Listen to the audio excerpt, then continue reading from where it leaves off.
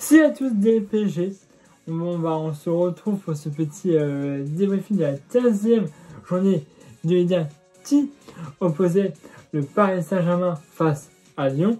Donc Lyon s'est placé au Parc des Princes pour cette 15e journée.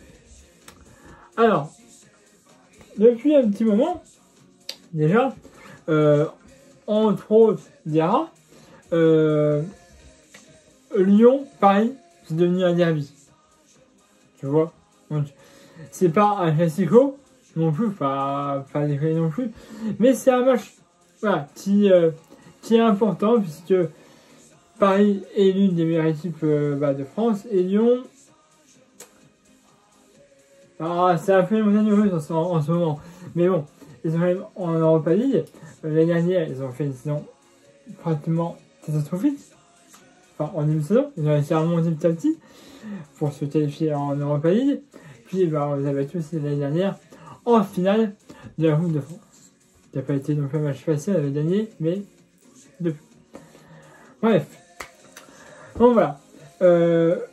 Alors, une proposition de Luis Enrique différente. Voilà, je te dis, j'ai pas bien compris l'attaque, en tout cas. On avait Doué, Lee, Dembélé.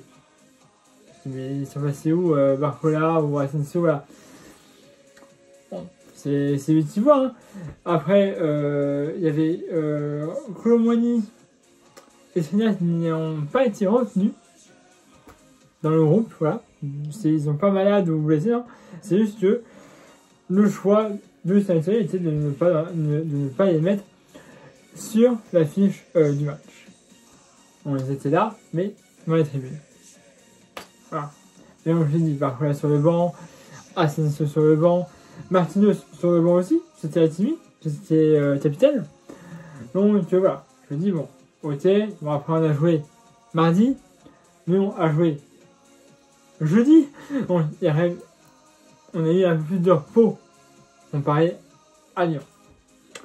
Bref, on va essayer de faire tout ça. Alors, début du match, c'est un bon match. Franchement, il n'y a rien à dire. On contrôle le match, on a quand même le salon. On a pas mal d'occasions. Voilà. Après, il manque effectivement toujours la petite finesse. Mais on veut le match. Voilà. Et donc, à la 8e minute de jeu, sur une passe décisive de Doué, il va marquer, ça fera 1-0 pour le Paris. C'est un but de Dembélé. Comme je vous dis, Dembélé, sur le côté, c'est un sniper. C'est un Spartiate. Quand il rentre dans la surface et qu'il frappe, parfois ça rentre, ça met plus de temps à... Parfois c'est même plus en dehors que ça rentre. Hein. Bref. Donc, mais là, il marque. En plus, c'est beau là, c'est Doué. Il est sur le côté gauche, il rentre dans la zone de séparation, il sort d'un petit frappe à terre et c'est 8-1-0 à la 8e minute de jeu, but de Ousmane Dembélé. Ça fait du bien de voir marquer. Voilà. On dit c'est bien, il y a 1-0, 8e minute de jeu. Si on part sur un but comme ça à la première minute, la suite on va les frapper. Moi je me disais putain. Donc, je me dis c'est bon.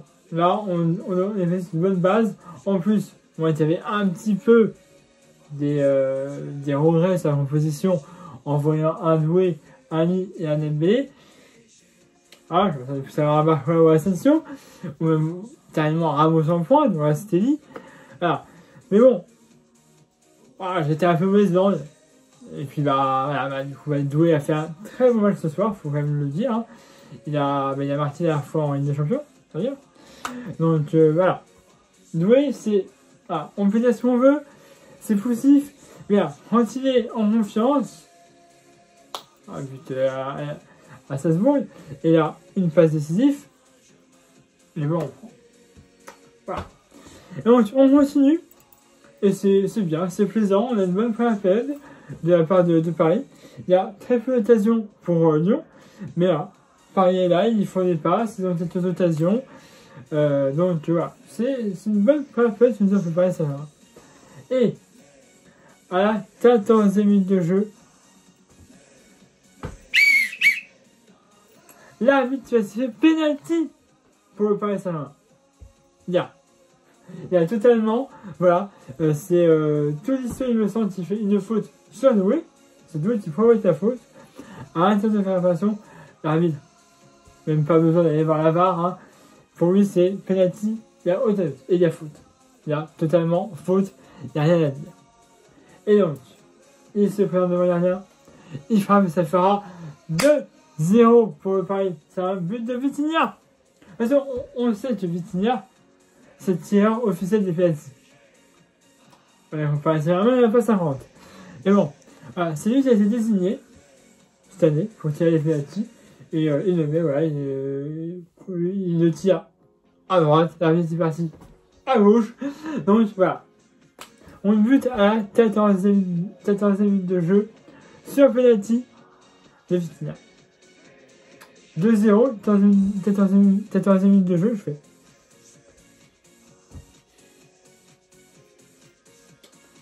Il y a combien de temps? Non, franchement, je me disais c'est bien. 2-0, si on peut rester comme ça, je prends. Et malheureusement, c'est dans les 20 dernières minutes de match, et Paris subit un petit peu. Voilà, et donc à la 40e minute de jeu, il y aura un but de Lyon. Et c'est chaud parce que j'avais voulu faire un clean sheet. Après, le but de Lyon est très beau, c'est une très belle action collective.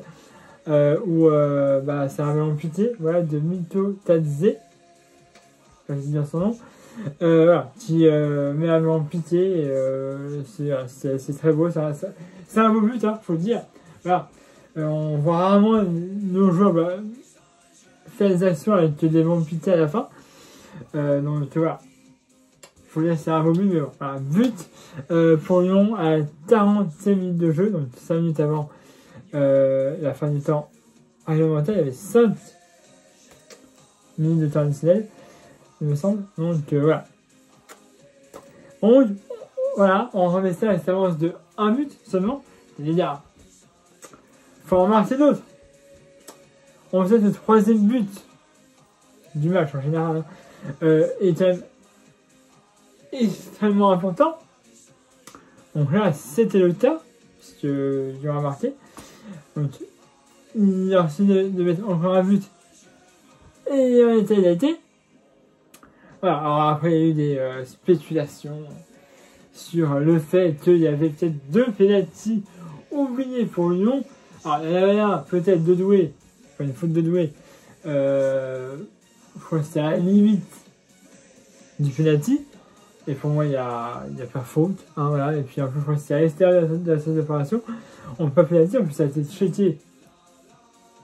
Et apparemment, il n'y avait rien. Il y avait autre chose, mais là, effectivement, c'est fait de la réparation de Mendes, il me semble. Mais là, c'est un duel. Je veux dire, c'est un duel épaule, certes. Je ne sais plus qui c'était est tombé. Mais Mendes aussi. Donc, voilà. Je veux dire, voilà. Dans les deux cas, pour moi, il n'y avait pas faute. On revestait à l'extérieur. Bref, là sur le terrain, je me dis, bon, peut-être là, on va falloir mettre les joueurs. On attend. Voilà, c'est Marquinhos. Moi, il n'y a pas eu beaucoup. Bref, là sur le terrain, alors, c'est moins beau que la première période, tu vois, mais voilà, il y a cette occasion pour Lyon, une fois de plus, mais heureusement, Normal qui était là a fait ce qu'il fallait, hein. Et donc, du coup, je me dis, bon, voilà, c'est compliqué, faut pas se faire revenir au score. Si on pouvait marquer un 3e but, on serait plus salarié. Alors, il y avait apparemment un but de Doué. Malheureusement, on refaisait pour hors-jeu. Au début de l'action, c'était Hakimi qui avait fait une passe, il me semble, pour jouer justement. Mais bon, apparemment, Hakimi était en jeu. Alors, il faut que je revoie l'action. Mais ça se joue vraiment à ça. Hein, vraiment, ça se joue à cette mètres. Puisque moi, ils n'ont pas mis la ligne. J'ai pas vu la ligne. Mais il me semble que c'était très très très limite. quand même, hein. Et bon. Ça va être pour ranger. Voilà. Et donc, quand même, à la 88e minute de jeu, on aura Barcola, c'était en fait, qui va frapper sur le gardien. Un gardien repousse le ballon, ça revient sur Sergio Ramos, qui fait quelques touches de balle, il frappe et ça fera 3-1 pour le Paris. C'est un but de 1 sur Ramos, qui était là en fait, du coup, justement. Je te dis, Sergio Ramos, c'est un numéro 9. Il a marqué aussi en Salzbourg. Donc, voilà, là, voilà, je dis, Barcola, il tire, c'est repoussé par le gardien. Ramos, ça revient un petit peu sur lui. Il fait une petite touche de balle, tu vois, et il a l'intérieur de sa déparation important. Il marque, ça fait 3-1 pour le Paris Saint-Germain. Alors, avant ce but, bien avant, d'ailleurs le match a repris. Hakimi s'est insurgé, enfin, c'était juste après le but refusé de Doué. Hakimi s'est insurgé parce qu'il y avait des chants homophobes. Là, j'ai vu du Parc des Princes. Il y a eu d'ailleurs un message qui a été affiché sur les écrans géants que les insultes homophobes étaient interdites et que le match pouvait être arrêté, voire défaite du club à domicile en cas de récidive. Voilà. Bon, apparemment, les supérieurs n'étaient pas forcément d'accord avec le fait de se calmer, puisque c'était pas la première fois, mais c'était l'une des rares fois où le parc était revu. Vous savez qu'il y a eu plusieurs tribunes qui étaient fermées récemment. Donc, du coup, le Parc des Princes sonnait un petit peu creux. Là, il n'y a aucune tribune de fermée. Bon, les ultras étaient tous là, donc c'est vrai que là, on avait une belle ambiance. Mais bon, si il faut qu'il y ait des chants homophobes, etc., c'est un peu dommage, sinon ça n'a pas sa place sur un terrain de foot. Voilà. Mais bon, bref. Voilà, une victoire du Paris Saint-Germain. 3-1, but d'Embélé, Vitinha et Ramos. Et puis Mikotadze. Pour long, ça fait bien son nom. Donc voilà, donc, on prend 7 points d'avance. C'est magnifique. On devrait normalement être champion d'automne. Si tout se passe bien. Donc voilà. Sur ce, je ne dérange plus longtemps. Abonnez-vous à la chaîne YouTube si ce n'est pas déjà fait. Il y a de ma page Facebook dans cette vidéo comme d'habitude. Mettez un pouce bleu. Vous avez aimé cette vidéo. Et puis nous on se retrouvera mercredi 18 décembre à l'ESR face à Monaco. On affrontera aussi le 5 janvier au Qatar pour le trophée des champions. Info que je vous donne, vous savez si vous voulez me concernant. Je vais faire une formation d'arbitre. Alors, ne m'attendez pas à me voir arbitrer le Paris Saint-Germain à la télé. Hein. Voilà. Je vais arbitrer des matchs de régional, carrément. Voilà. Donc, j'ai 3 jours de formation. Le 11, le 18 et le 25. Peut-être, c'est tous les samedis. Donc, j'espère que le Paris Saint-Germain ne jouera pas à 14h ou 17h, là. Hein. C'est pas encore vu, mais c'est probable parfois. Hein. Voilà. Donc, moi, je sais que mes formations se passent de 8h30 à 18h. Si par là, je joue à 17h, je suis noté. Pareil pour 17h. Mais si c'est 20h45, 21h, c'est bon. Vous aurez même un débriefing quand il arrive. Et voilà. J'ai 3 jours de formation plus un match de test. Donc, j'aurai un peu plus d'infos sur les arbitres. Alors, c'est bénévole, hein, ce que je fais, hein. Donc je suis pas payé. Mais voilà, j'ai la possibilité de faire une formation d'arbitre pour des matchs de régional. Hein. J'ai rien hein, à arbitrer le PSG. Donc tout ça. Mais là c'est régional. Peut-être qu'un jour je serai en Ligue 1, je n'en demande pas plus. Mais là, c'est régional. Et puis j'ai rien à faire en ce moment. Donc ça m'offre du coup la possibilité, à défaut de ne pas être un joueur, bon moi j'aurai une place sur le terrain en tant qu'arbitre. C'est pas encore fait, hein, j'ai 3 jours de formation. Et après j'ai un match test où on verra si je suis si je suis apte, en tout cas, à arbitrer des matchs. Déjà, je en saurai plus, je vous dirai ça plus tard. Mais voilà, je vais prévenir que le 11, le 18 et le 25 de tête, je serai en formation. Voilà. Bon, voilà, 15 minutes de vidéo. Excusez-moi. Abonnez-vous à ma chaîne YouTube, ce que j'ai fait. Là, de ma page Facebook, dans cette vidéo, comme d'habitude. C'était un peu de cette vidéo. Et puis, dites-moi aussi si vous avez pensé de ce match dans l'espace commentaire.